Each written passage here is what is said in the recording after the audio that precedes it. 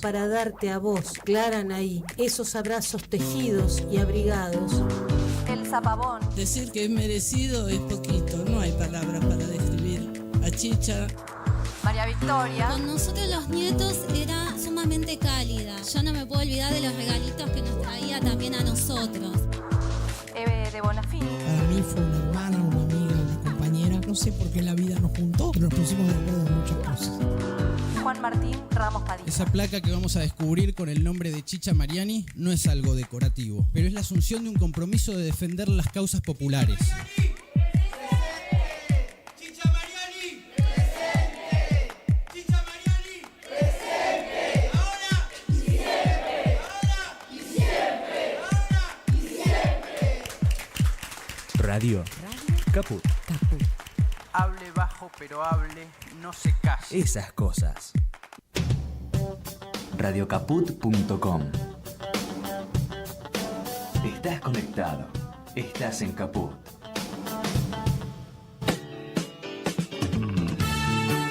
Quererse libre.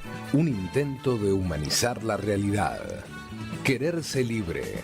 Con Lía Méndez, Fortunato Morrone y Jorge Pardés. Un programa para la libertad. Para la libertad. Sangro, lucho, pervivo para la libertad. Mis ojos y mis manos, como un árbol carnal, generoso y cautivo. ¡Ah, sí! Si quieres ver un paraíso, solo mira a tu alrededor y velo. Radio Caput. Desde el lugar de las utopías.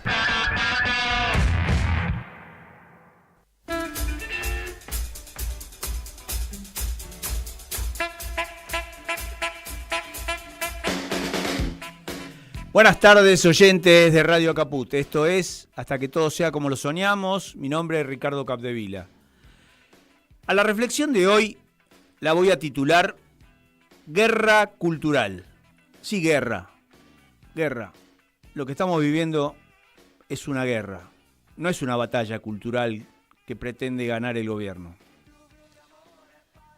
Guerra contra la cultura.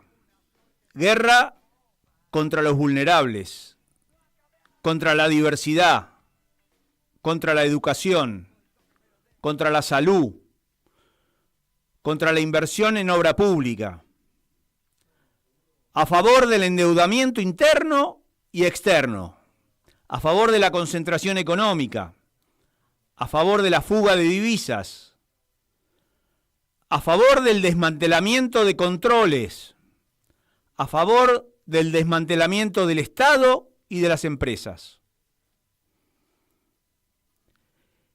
Y es una guerra porque es despiadada, es deshumanizada.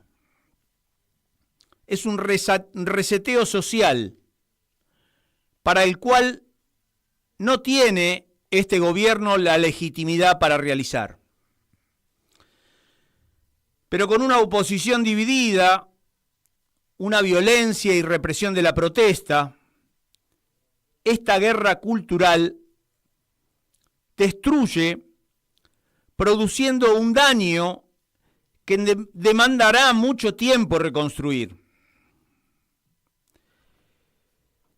Son muchos los factores que se alinearon para esta situación.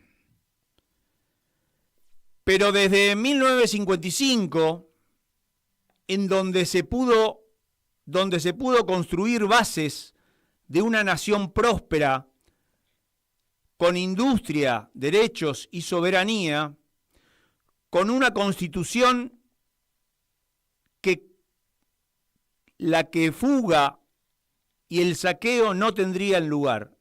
El que fuga y el saqueo no tendrían lugar. Vamos a ir con el video número 1, que habla de la razón de tanto odio, con la voz de Juan Domingo.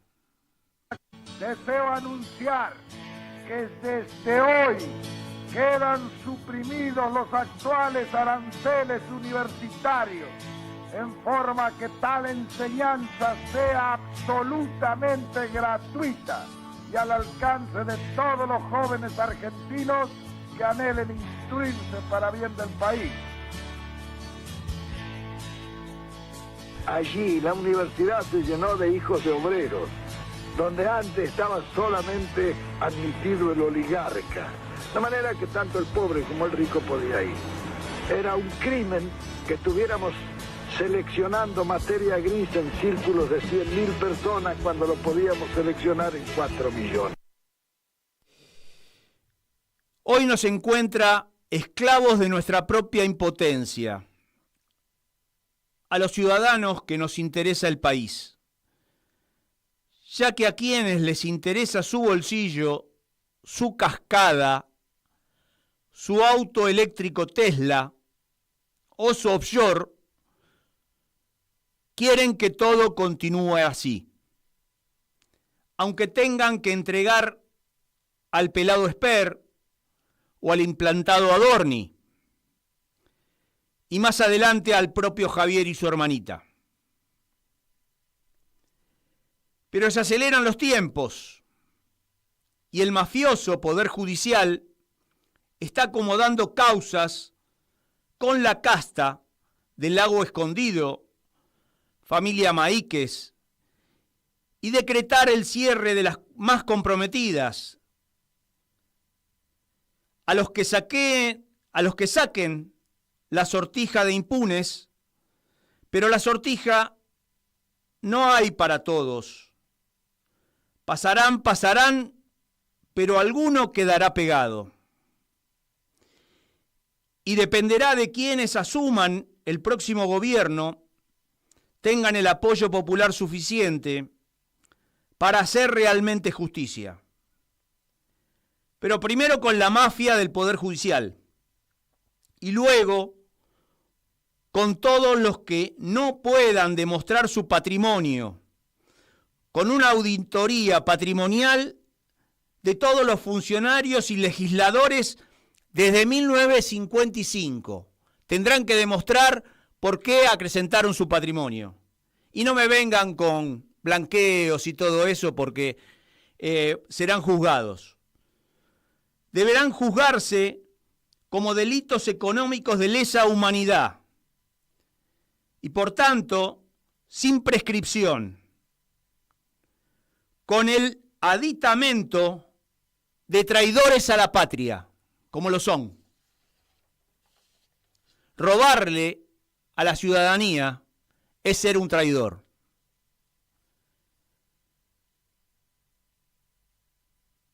Para adentrarnos en algunos problemitas de la Corte, hay una nota de página 12 titulada Corte Chica, Infierno Grande, publicada el 10 de mayo del 2026, donde informa sobre el intento de suicidio de un lobista vinculado al juez de la Corte Suprema, Ricardo Lorenzetti. El hecho impactó fuertemente en la interna del máximo tribunal argentino.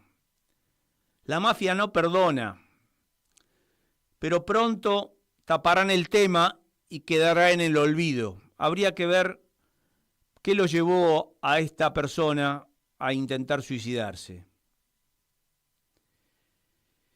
En una carta comprometedora, el lobista, identificado como Santiago Busaniche, habría develado secretos que comprometerían a Horacio Rosati, presidente de la Corte, y a su mano derecha Silvio Robles.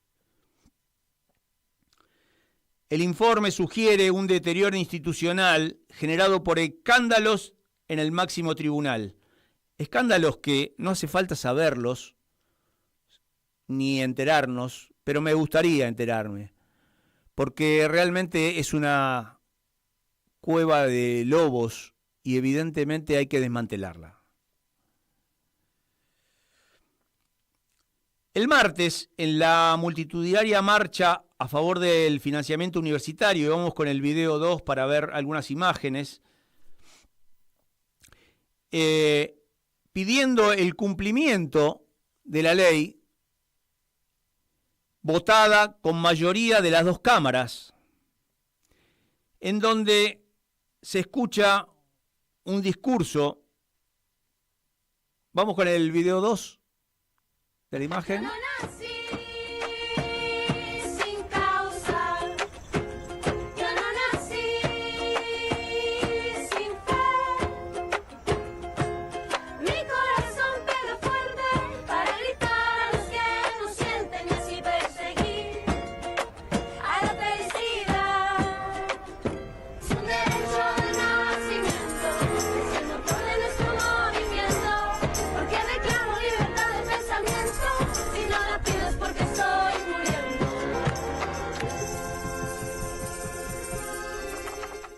Se escuchó un extraordinario discurso de Gonzalo Giles, periodista mudo, pero creo que escucharlo dejará a más de un legislador y funcionario mudo.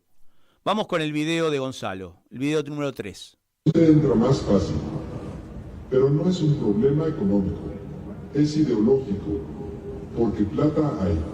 Lo que no hay es humanidad. Hay plata para deuda. Hay plata para construcción, hay plata para departamentos que no pueden justificar, pero no hay plata para que una persona con discapacidad viva con dignidad. No hay plata para universidades, no hay plata para ciencia, no hay plata para salud. Y mientras hablan de libertad, incumplen leyes votadas democráticamente. La ley de emergencia en discapacidad sigue sin aplicarse. La ley de financiamiento universitario sigue sin ejecutarse. No es torpeza, no es improvisación, es un proyecto político de descarte. Necesitan universidades vacías porque el pensamiento crítico molesta.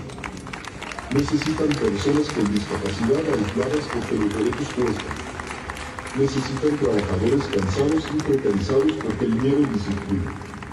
Y después nos llaman violentos por marchar. Violencia es otra cosa. Violencia es que una familia tenga que elegir entre comprar comida o pagar un tratamiento. Violencia es que un estudiante abandone porque viajar sale más caro que estudiar. Violencia es festejar despidos en nombre del mercado. Violencia es mirar a los más vulnerables y decirles, arréglense solos. Y lo más peligroso es que intentan volver normal esa crueldad. Que la gente se acostumbre. Que el abandono parezca sentido común. Por eso esta marcha ya no es solamente universitaria. Es una defensa colectiva contra el descarte humano. Porque cuando un gobierno empieza a decidir qué vidas merecen apoyo y cuáles merecen abandono, ya dejó de gobernar un país. Y a Pautino me gustaría poderle hacer escuchar este discurso, porque ahora vamos a ir a tratar el discurso que hizo el mamarracho de Pautino, que ya está desencajado, que no sabe cómo argumentar. Hasta él mismo se contradice con lo que dice. Realmente es un reverendo mamarracho. Pero como le faltan voceros a este desastre de gobierno, Fantino se equivocó con la medicación que tomó antes y lo hicieron hablar pavadas, donde Tenenbaum, con altura, trató de responderle, aunque yo lo hubiese hecho con otras palabras. Vamos ahora con el video número 4, en donde vamos a escuchar a Fantino y a Tenenbaum. Entonces vos estás dando una batalla por algo que suponés que te dicen y entonces le decís a alguien que ni te está mirando, ni te está escuchando, y entonces estás en una que vos decís, ¿y a este tipo qué le pasa? ¿Por qué se pone tan nervioso? Entonces hay un lugar que es un lugar medio ridículo en términos. Ahora, si vos querés discutir ideas, discutamos ideas, no tengo problema, pero en la idea de vos me ponés y me dicen esto y nosotros somos lo malo y vos sos lo bueno, no entiendo de qué estás hablando. Y Alejandro Fantino hizo un editorial respecto del tema, no sé si ustedes la vieron, pero sí. merece escucharse por lo nervioso que se pone, por el lugar raro en el que se pone él, pero además por los argumentos. Escúchalo.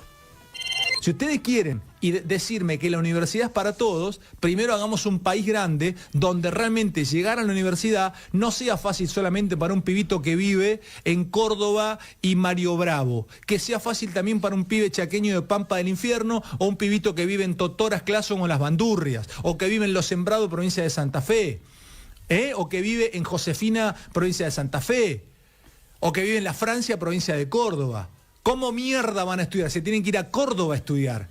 A la Universidad Pública de Córdoba, 160 kilómetros, le rompen el traste con todo lo que cuesta históricamente para vivir. Entonces no es para todos esto, es para un grupo que son ustedes. Ustedes son un grupo que están marchando por sus putos privilegios.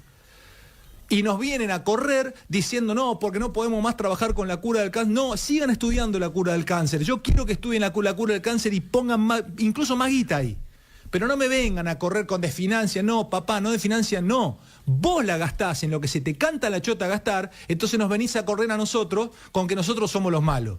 Minga, la ponemos nosotros y somos los malos. Ah, sí, mirá vos, ¿dónde está el negocio? Sobre que la pongo yo laburando, el malo soy yo.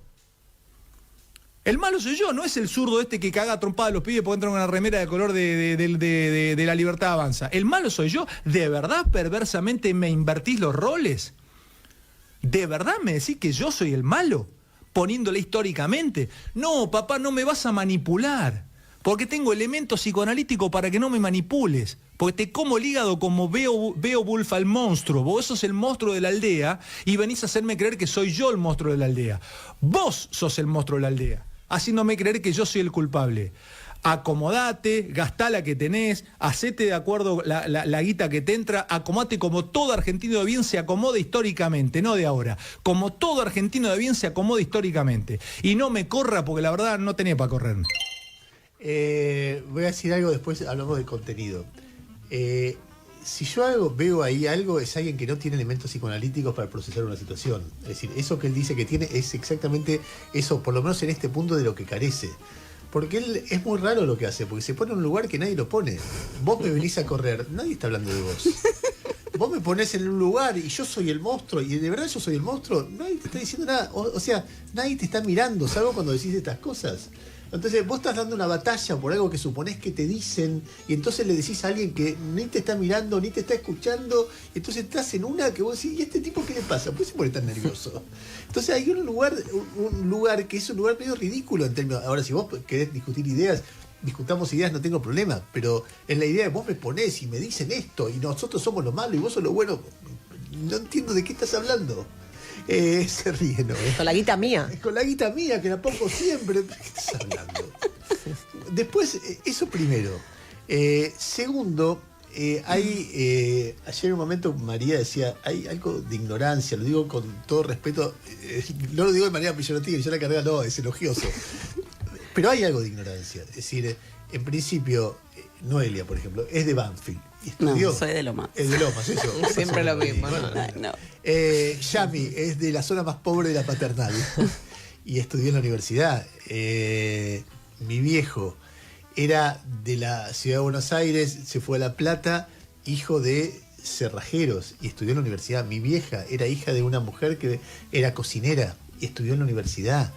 Cualquiera que conoce la historia de Argentina sabe que, no sé, yo cuando estudiaba en La Plata había centro de estudiantes del interior por todos lados. El centro de General Roca, el centro de Viedma, el centro de Bahía Blanca, el centro... Yo he estudiado con gente de Rivera, pueblito insignificante, bueno, pequeño pueblito del interior de la provincia de Buenos Aires.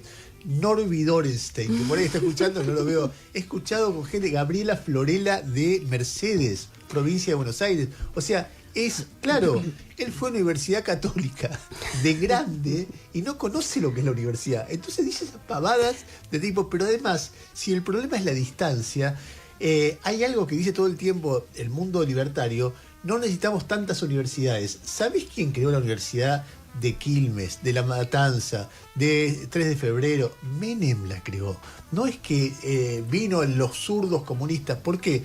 Porque a diferencia de Fantino y de Milei, Menem, con mucha discusión, tenía una idea de país también. No reventemos las universidades. En todo caso, bajemos el presupuesto para ciencia, pero creemos universidades para que la gente esté más cerca.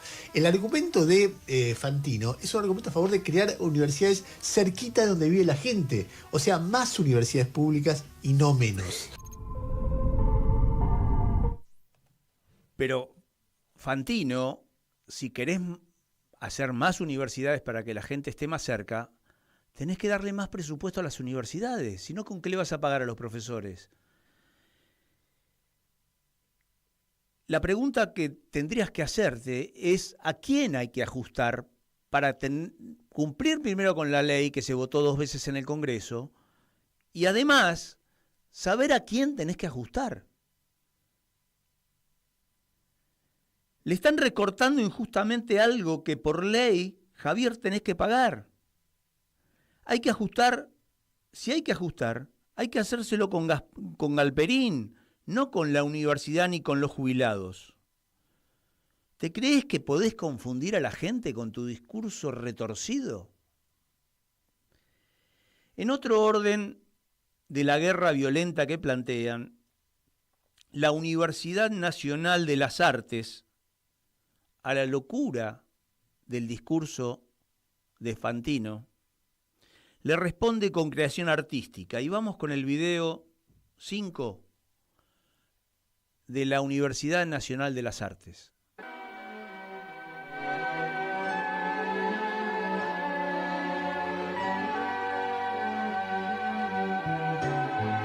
Quiero hablarles de una cosa,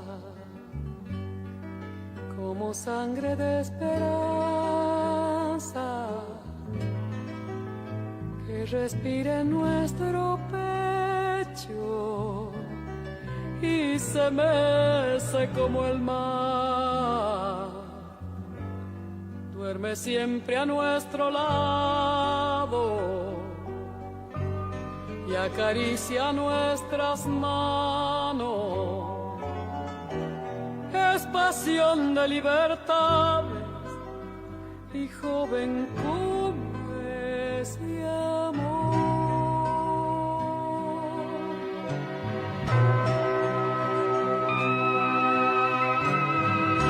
Corazón de estudiante, hay que cuidar de la vida, hay que cuidar de comprender a los amigos, alegría y muchos sueños iluminan los caminos, verdes planta y sentimiento, hojas, corazón, juventud.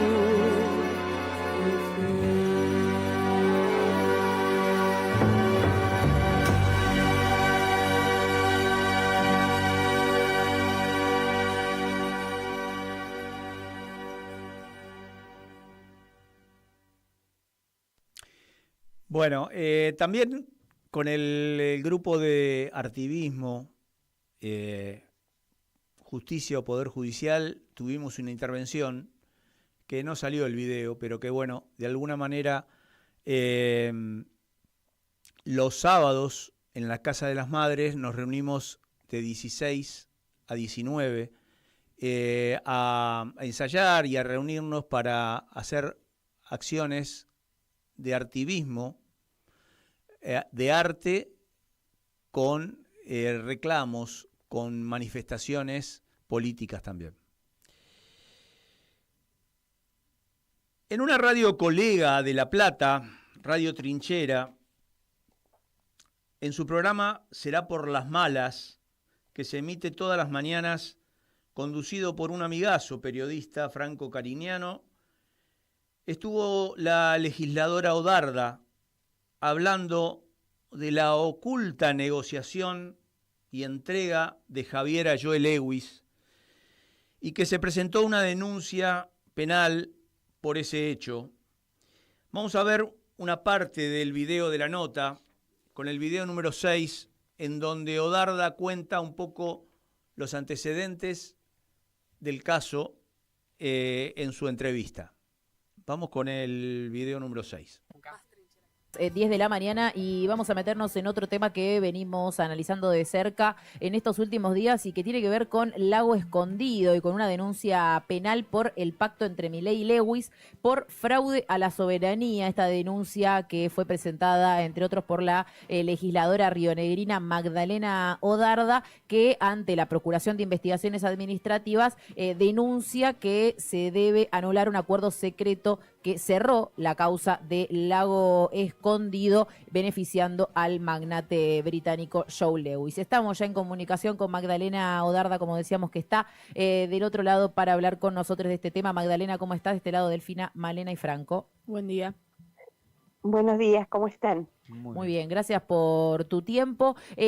Bueno, meternos en este tema que tiene que ver con un núcleo central, ¿no?, de la soberanía y con el apoyo que, en este caso, Javier Milei le está dando a Lewis a la hora de, garantizarle la impunidad directamente. Sí, garantizarle la impunidad y entregarle definitivamente 12.000 hectáreas en área de frontera que incluyen... que contienen al Lago Escondido, esas 12.000 hectáreas, porque recuerden que Lewis compró el campo en el año 96 con mucho cuidado de que no quede ningún espacio para poder ingresar al Lago Escondido, ¿no? Para que el lago quede integralmente adentro de su propiedad, y lo hizo violando las leyes argentinas, simulando una empresa que se presenta como compradora y con personas con DNI argentino, pero en definitiva a los pocos meses se descubrió, y inclusive la inscripción en el registro de propiedad inmueble de Río Negro así lo dice, que la empresa no era argentina, sino era la empresa de Lewis. Ese fraude inicial a la ley argentina, sobre todo a la ley de seguridad de frontera, como esta zona está en zona de frontera, en estos prácticamente 100 kilómetros que es esta franja que va por todo lo que es la cordillera, y sobre todo en este caso nuestra provincia son 100 kilómetros que nos dividen con Chile, ¿no? Entre el límite con Chile y el territorio argentino. Bueno, el Lago Escondido está allí, en esa franja. Lo rigen las leyes de seguridad frontera y no se cumplieron. Por lo tanto, en su momento, a raíz de una presentación que se hizo en la Auditoría General de la Nación, luego la Defensoría del Pueblo de la Nación, y termina en la Fiscalía de Investigaciones Administrativas, para poder tirar abajo esas autorizaciones que le dieron a esta supuesta empresa que cometió fraude a la ley argentina. Comenzó ese juicio que duró muchos años, un juicio para declarar nula esa operación, y que ese juicio tuvo muchas idas y vueltas, pero lamentablemente terminó con una sentencia en el año 2021 aproximadamente, donde 3 jueces de una de las cámaras, entre ellos Carlos Máiquez, que tiempo después viene de vacaciones al Lago Escondido, habiendo beneficiado al hijo de Lewis en ese fallo, ese tribunal declara que prescribió la causa, o sea, la causa se cerraba por prescripción, por el paso del tiempo, no por efectivamente analizar la cuestión de fondo, ¿no? Claro.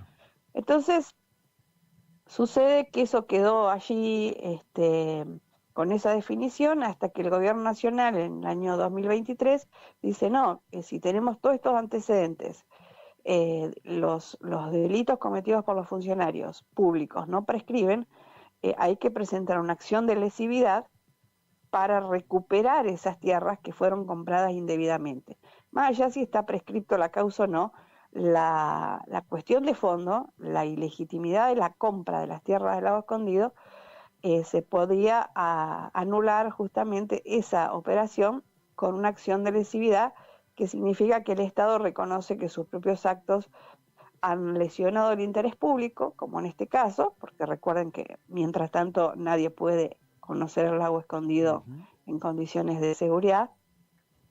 Entonces se inicia la acción de lesividad, eso fue durante el gobierno anterior, y estaba en etapa de prueba la causa judicial, cuando en este verano todo fue para mí una gran trama, ¿no? Inclusive donde participó el propio intendente del Bolsón, el propio gobernador de Río Negro. Allí se reunieron los representantes se reunió el propio Santilli con el gobernador y con la gente de Lewis, o con Lewis mismo, porque estaba en la Argentina hasta hace poco tiempo, y decidieron hacer una transacción diciendo: ustedes desistan de ese reclamo por la acción de lesividad, y nosotros vamos a terminar unas obras que en realidad son obras que correspondían a otra obligación. Eran obras para llevar energía al Bolsón, obras que debió hacer Lewis desde el año 2010 y nunca las hizo, o las hizo en forma insuficiente. Entonces, con eso, que no es nada, porque en realidad las obras ya las venía comprometiendo, y diciendo que era urgente, porque la gente del Bolsón necesitaba mejorar el servicio de energía eléctrica, el juez abre la feria judicial, cosa que no se hace nunca en estos casos, y homologa ese acuerdo que se hizo el 14 de enero de este año 2026. Declaran secreto el expediente y nos cortan el acceso a todos quienes veníamos siguiendo la causa. Bueno, pero simultáneamente con esta negociación que hizo directamente en feria judicial Lewis con Javier Milei o Javier Milei con Lewis, simultáneamente procesan a Ricardo Nissen, que como es titular de la IGJ, denunció a Hayden Lake por ausencia de presentación de balances e irregularidades manifiestas. En una nota de litigio periodismo digital, publicada el 24 de abril del 2026, la nota dice lo siguiente: la Sala 2 de la Cámara Federal porteña procesó al ex titular de la Inspección General de Justicia, Ricardo Nissen, por haber pedido la intervención judicial de la empresa del magnate británico, a quien la administración Milei le entregó silenciosamente la impunidad sobre la posesión de 12.000 hectáreas patagónicas en la zona del lago escondido. El exfuncionario había sido sobreseído en 4 oportunidades por 2 jueces distintos antes de que la Cámara revocara esas decisiones y avanzara con el procesamiento. Ricardo Nissen, ex titular de la Inspección General de Justicia de la Nación, fue procesado por abuso de autoridad. La decisión la tomó la Sala 2 de la Cámara Nacional de Apelaciones en lo Criminal y Correccional Federal con los votos de los jueces Martín Irursun, Eduardo Fara y la disidencia de Roberto Boico. El cargo, haber intentado en 2022 y 2023 declarar nula e intervenir judicialmente a Hayden Lake Sociedad Anónima, la sociedad del magnate británico Charles Joe Lewis, propietaria de unas 12.000 hectáreas en la zona de seguridad de frontera, en la provincia de Río Negro, donde se ubica la estancia conocida como Lago Escondido. No es la primera vez que la justicia intenta avanzar contra Nissen por ese mismo hecho. El exfuncionario había sido sobreseído en 4 oportunidades por 2 jueces distintos, los jueces Sebastián Casanelo y Daniel Rafecas, antes de que la Cámara revocara esas decisiones y avanzara con el procesamiento. La acusación se apoya en las resoluciones particulares 393 del 2022 y 112 del 2023, mediante las cuales Nissen instruyó a la IGJ a promover 3 pedidos ante la justicia comercial para desplazar al directorio de Hidden Lake. Los 3 fueron rechazados por ese fuero, lo que la Cámara Federal juzga ahora como abuso de autoridad es precisamente el hecho de haber impulsado esas acciones. La misma línea calificó el caso como extraordinario y alejado de toda experiencia institucional previa.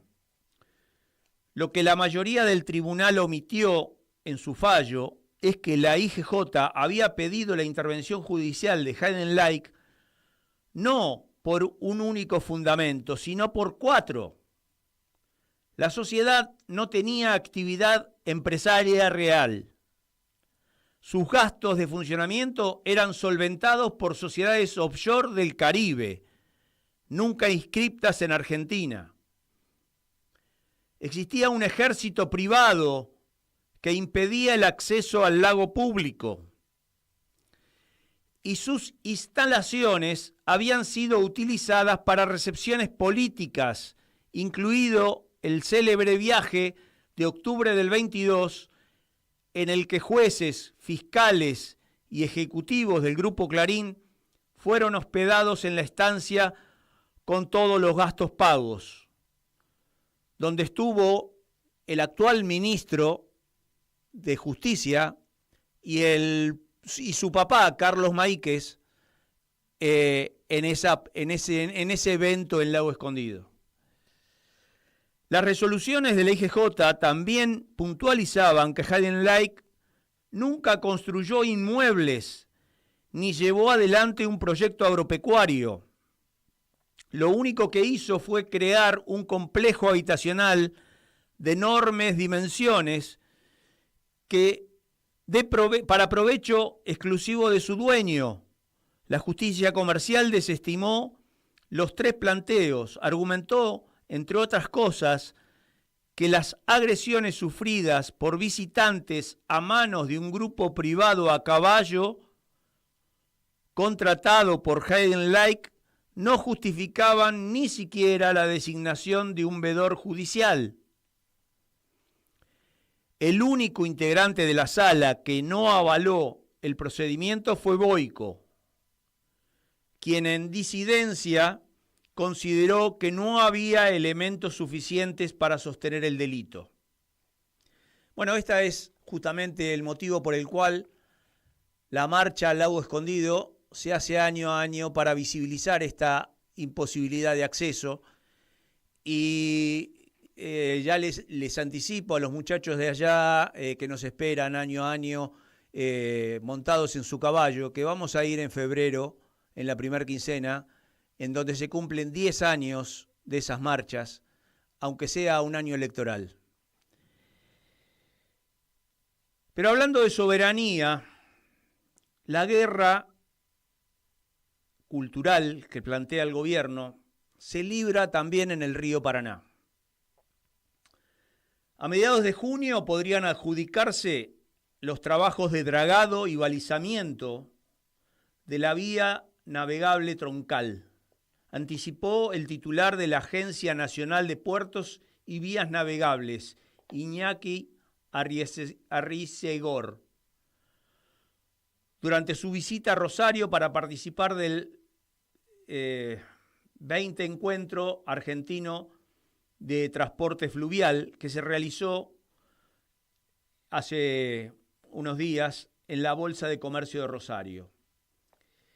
Mientras existe una denuncia penal con aportes y pruebas de delitos por irregularidades en los pliegos, inexistencia de estudios de impacto ambiental que justifican detener el proceso de adjudicación.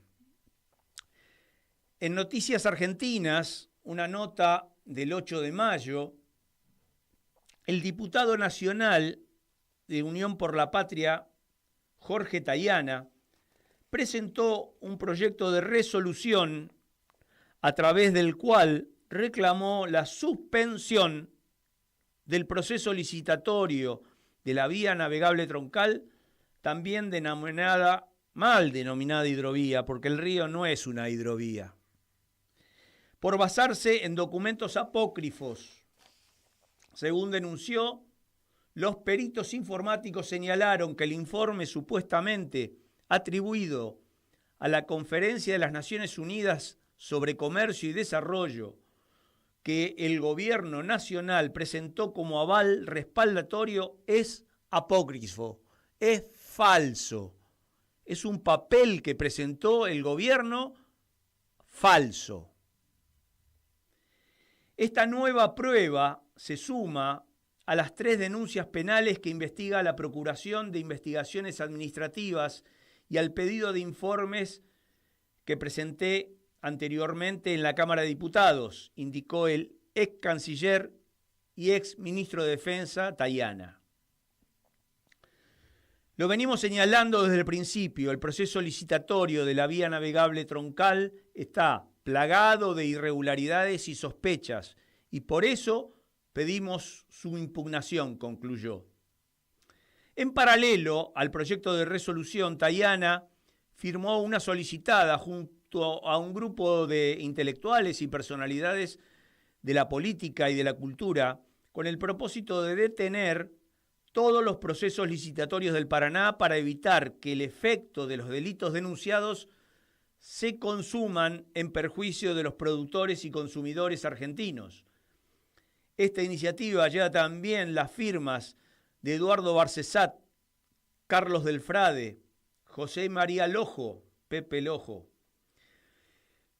Jorge Cholvis, Sebastián Premisi, Horacio Muñoz del Toro, Miguel Rodríguez Villafañe, Feliciano Ramos, César Lerena, Graciela Vialet, Mempo Giardinelli. La presentación de Tayana ocurre luego de que el gobierno comunicara a las empresas oferentes la finalización de la evaluación técnica de la licitación para la concesión, confirmando que las empresas Jan de Null y DEME avanzarán a la instancia final del proceso. Quiero recordar que esta justamente licitación es para producir un ecocidio en el Paraná, aumentando 10 metros más el dragado en un río que no debería tocarse para dragarlo, sino que las embarcaciones deben adaptarse al río y no el río a las embarcaciones. En ningún lugar del mundo se dragan los ríos para modificar su calado para que entren transatlánticos como el que pretenden entrar en nuestro país. Pero lo hacen sencillamente para adulterar los manifiestos de carga. Cuanto más voluminoso es la embarcación, más se puede fraguar la exportación. Entonces hacen una declaración jurada de que se llevan tantos kilos y se llevan toneladas. Ese es el efecto de entrar grandes buques a puertos que están concesionados y carecen de control oficial de las aduanas, porque evidentemente ahí no hay ningún control, ni de pesos, ni de calidades, ni de contenidos que llevan las embarcaciones. Pero la gravedad de esta guerra cultural nos está saqueando a las empresas estatales, que son superavitarias, ya que las que dan pérdida no les interesan a los saqueadores. Ya el 24 de octubre del 2024, Diego Adorni, el que hoy no puede dar explicaciones de sus propiedades ni de sus gastos en efectivo en billete verde, dólar, nos presenta a un monigote que vino a vaciar a esas empresas estratégicas estatales, Diego Chaer. Y lo voy a presentar en este video número 7, en donde vamos a pasar una parte de la entrevista que tenían en La Nación Más. Diego Chaer. Hola Diego, mucho Buenas gusto, noches. lo dije ¿Cómo bien. les va? Perfecto. ¿Mendocino? Por opción. Ah, por opción. Por opción. Ah, bien, bien, muy bien. Río Negrino de origen. Río Negrino de origen. Recién nosotros con Nacho, yo dije Grupo América. Trabajaste en el Grupo América. Trabajé en el Grupo América. Por muchos años. 20, Porque no había dicho, 20 habíamos y dicho pico. corporación, no, el Grupo Grupo América, que no es lo mismo. Bueno, es el hombre del día, es el hombre del día, porque fue presentado con Manuel Adorni en un momento en donde el gobierno dice basta de Estado empresario. Y van a fondo, Nacho. Sí, van a ir a fondo. Presentemos el informe. La mejor forma de eliminar el déficit de las empresas públicas es no teniéndolas. Vamos a privatizar todo aquello que sea necesario, no por una cuestión de dogma, sino por una cuestión de necesidad y siguiendo los postulados de la doctrina nacional justicialista. Nosotros mandamos todo un programa de privatizaciones. Eran cerca de 50 empresas. Estamos privatizando lo necesario para poner al Estado de pie y reconstruirlo, para que esté al servicio de toda la nación, cumpliendo sus funciones indelegables. Después de Telam, ¿viene la televisión pública? La idea es, mira, todo lo que podamos privatizar, lo vamos a privatizar. AISA y Banco Nación también, por ejemplo. No debería quedar nada en manos del Estado. Todas las empresas del Estado se van a abrir a capitales privados y se someterán a procedimientos para restringir y finalizar completamente la participación estatal en las mismas. Diego, lo primero que aparece en este juego de imágenes, el pasado y el presente, que no es arbitrario, ¿no? Mucho de los 90 reivindicado por el propio presidente. ¿Será distinto a los 90? ¿Por qué? Por fórmulas, por contexto, por necesidades actuales que tal vez no son las mismas que vivíamos como país en los 90. Ha pasado mucha agua bajo el puente. Igual hay que no todo es innovación. Okay. O la innovación definida de otra forma. Hay buenas viejas fórmulas. Hay buenas viejas fórmulas. Hace poco estuvimos revisando, por ejemplo, las concesiones de las hidroeléctricas. Transitaron los 30 años y con una conducta muy regular, bajo un plan que se cumplió. Perdón, una cuestión de forma para la gente que te está conociendo en este momento. La oficina, la agencia es una oficina de transformación de empresas públicas. Es la que era la Secretaría de Empresas Públicas, que concentraba la administración de 32 empresas públicas, se reemplazó por una unidad ejecutora temporaria con un plazo original de 2 años y bajo el concepto de no administrar las empresas, sí propiciar los cambios necesarios dentro de las empresas, siempre tendientes a cumplir el destino estratégico que se le encuentra a cada una. Cada una puede tener una solución o varias soluciones en sí misma. Entonces, desde esa óptica... No hay, a ver, deduzco, corregime. Sí. No hay una sola fórmula privatizadora, no hay una sola forma de arreglar las empresas. No, de hecho... Te voy a dar un dato concreto. Te di el dato de 32 empresas bajo la órbita de la ex Secretaría de Empresas. Nosotros ya tenemos censadas 59 con 19 filiales y seguimos buscando. Porque dentro de la órbita del Estado, dentro de cada uno de los ministerios, vos podés tener, bajo la figura de división, área, unidad ejecutora. Entonces, básicamente estamos... Un laberinto de empresas de las cuales desconocíamos casi todo. No, pero... A ver, el gran público, somos latinoamericanos. Okay. Hace poco tuve una reunión que la verdad fue muy gratificante porque me encontré con el Diego Chaer de la época de Bolsonaro. Y el esquema fue exactamente muy parecido al nuestro, donde tuvieron que también hacer relevamientos a nivel nacional, a nivel provincial, o sea, estadual. 20 años o más, algunas que venían incluso de residuos, pero que digamos, lo que nosotros llamamos el estatismo, el populismo, construyó toda una arquitectura, ¿no? Como mamushkas. Tal cual. Sacabas una mamushka, había otra adentro, otra adentro, otra adentro. Y todo mapeado desde el 90 para acá, donde vos tuviste alternancias de gobiernos. Claro. Que muchas veces propiciaba ir en contrasentido de lo que se había implementado durante el periodo anterior. Entonces, lo que se está tratando de hacer es un mapeo no solo de quits, digámoslo para que lo entienda Sí. doña Rosa, Sí. sino también de las unidades productivas o económicas dentro de cada una de esas empresas. Bueno, pues, vamos a ir...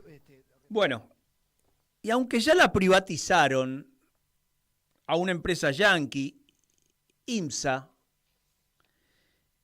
todavía poseemos los avances tecnológicos que lograron nuestros científicos en el ámbito nuclear, como por ejemplo el proyecto Karen, que Javier permitió que funcionarios de Estados Unidos no solo investigaran el proyecto, sino que nos dicen, escuchen bien, nos dicen que nosotros no podemos tener ese desarrollo, que tenemos que archivarlo. ¿Dónde está la soberanía entonces? Me pregunto, Javier Milei. Vamos a ver el video número 8, donde Adriana Sarkis hace un tiempo nos hablaba del proyecto Karen y de sus implicancias. Todavía no era diputada nacional Adriana Sarkis. En realidad, el CAREM yo creo que es uno de los proyectos estratégicos más importantes que tiene el país o con mayor potencialidad. CAREM significa Central Argentina de Elementos Modulares, que es el primer reactor de potencia que puede generar energía eléctrica completamente diseñado y que podría llegar a ponerse en marcha en nuestro país para demostrar que tenemos la capacidad de tener dentro de nuestras capacidades tecnológicas en el sector nuclear, de poder fabricar un reactor capaz de generar energía eléctrica.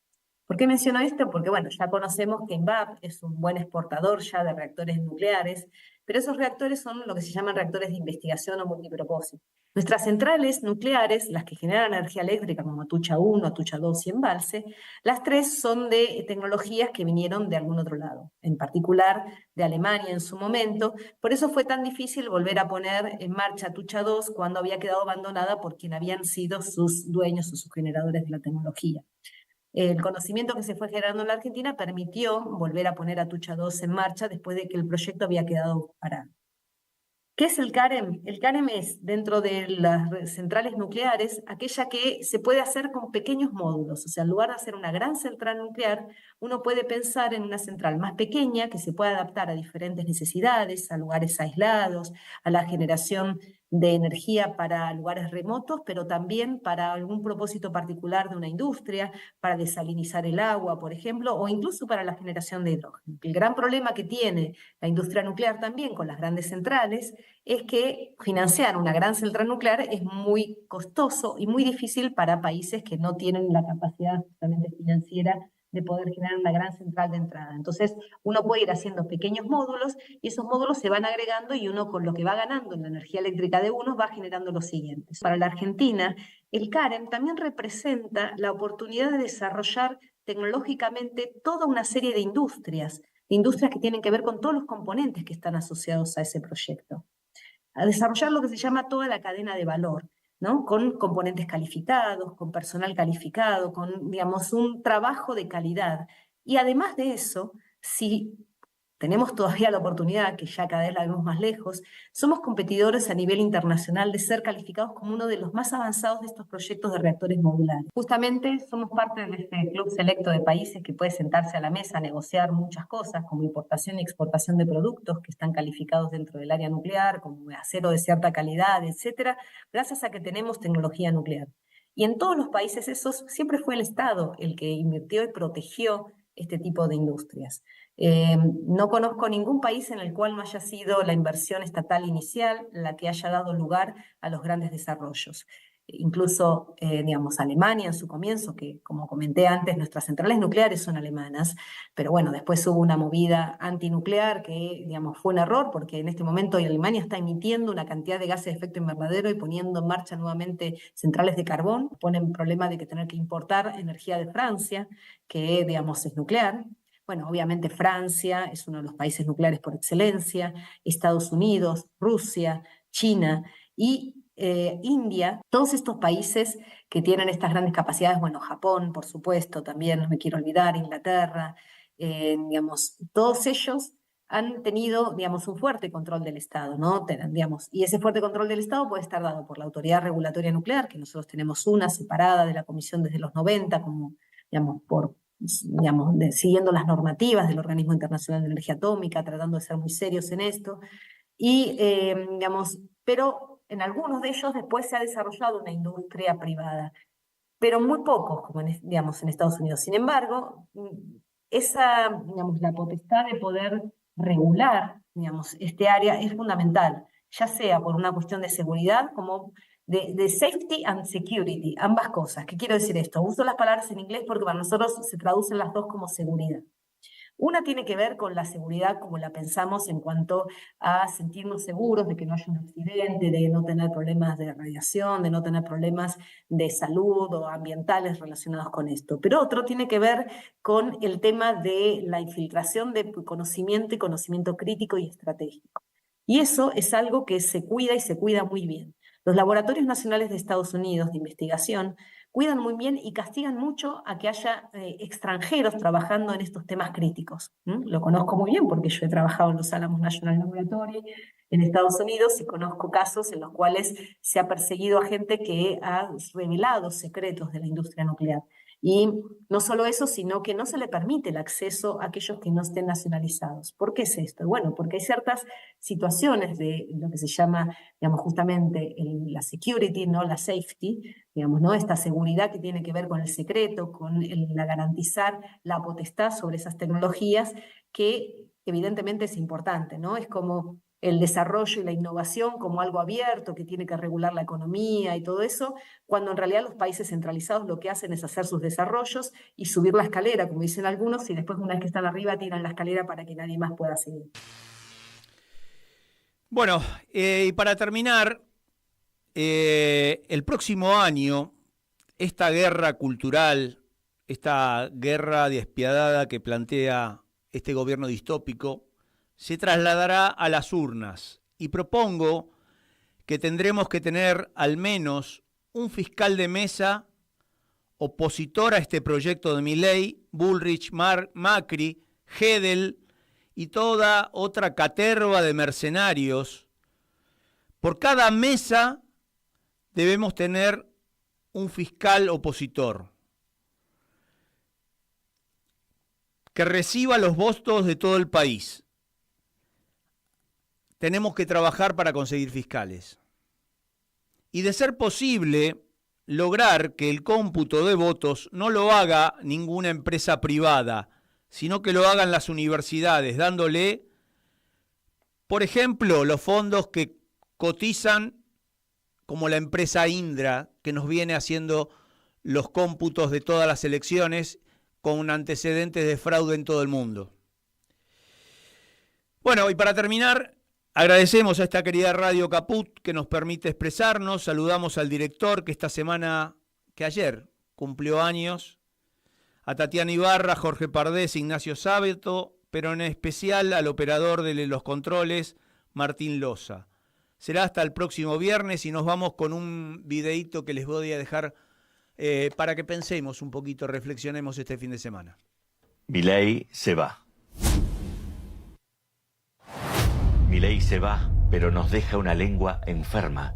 Una lengua que aprendió a llamar gasto a la vida común, déficit al derecho y libertad a la indiferencia. Milei se va, pero nos deja la sospecha instalada entre los pobres, entre los trabajadores, entre los que deberían reconocerse en la misma miseria social y fueron empujados a disputarse migajas como si cada derecho ajeno fuera una afrenta personal. Se va, pero nos deja pibes celebrando la humillación de los más indefensos. Trabajadores festejando el ajuste sobre otros trabajadores. Gente común aplaudiendo la destrucción de lo común, con la felicidad oscura de quien cree vengarse de alguien y solo lo hace de sí mismo. Milei se va, pero nos deja una sociedad a la que lograron arrancarle la vergüenza ante la ignorancia y la brutalidad. Y esa es la herida mayor, no la que puede corregirse con una partida presupuestaria, con un decreto, una paritaria o una oficina reabierta. La herida mayor es haber convertido la degradación del otro en una pequeña fiesta privada de la propia impotencia. Milei se va, pero nos deja ese país, un país donde la palabra comunidad fue empujada al rincón de las cosas prohibidas, un país donde la motosierra cortó cortó también lazos, memorias, cuidados, pudores, formas elementales de reconocimiento. Milei se va y también se van los ministros, los voceros, los desreguladores del desprecio, los técnicos de la devastación, los cortesanos de sonrisa limpia y conciencia vacía. Se van, algunos se van presos, pero aunque se vayan, aunque huyan hacia sus usinas de absolución, sus fundaciones, sus guaridas de privilegio y sus relatos de heroísmo fiscal, el daño va a quedarse un tiempo más, va a quedarse en la mirada conformista, en la burla ante el sufrimiento, en la costumbre de sospechar del que pide ayuda, en la docilidad con que una parte del país fue convencida de que el despojo de los otros iba a serle redituable. Milei se va, pero nos deja la tarea más difícil, volver a ser sensible a una sociedad, volver a enseñar que nadie conquista justicia odiando mejor, volver a decir contra el resentimiento organizado que el otro no es un gasto, no es una amenaza, no es una carga impositiva, el otro es el lugar donde todavía puede empezar un país. Se nos fue. En Capú. Ana María Cariaga, pero quizás no sobrevuele con su alma de abuela guerrera. Pasan cosas. Para darte a vos, Clara Anaí, esos abrazos tejidos y abrigados. El zapabón. Decir que es merecido es poquito, no hay palabras para describir a Chicha. María Victoria. Con nosotros los nietos era sumamente cálida. Yo no me puedo olvidar de los regalitos que nos traía también a nosotros. Eve de Bonafini. Para mí fue una hermana, una amiga, una compañera. No sé por qué la vida nos juntó, pero nos pusimos de acuerdo en muchas cosas. Juan Martín Ramos Padilla. Esa placa que vamos a descubrir con el nombre de Chicha Mariani no es algo decorativo, pero es la asunción de un compromiso de defender las causas populares.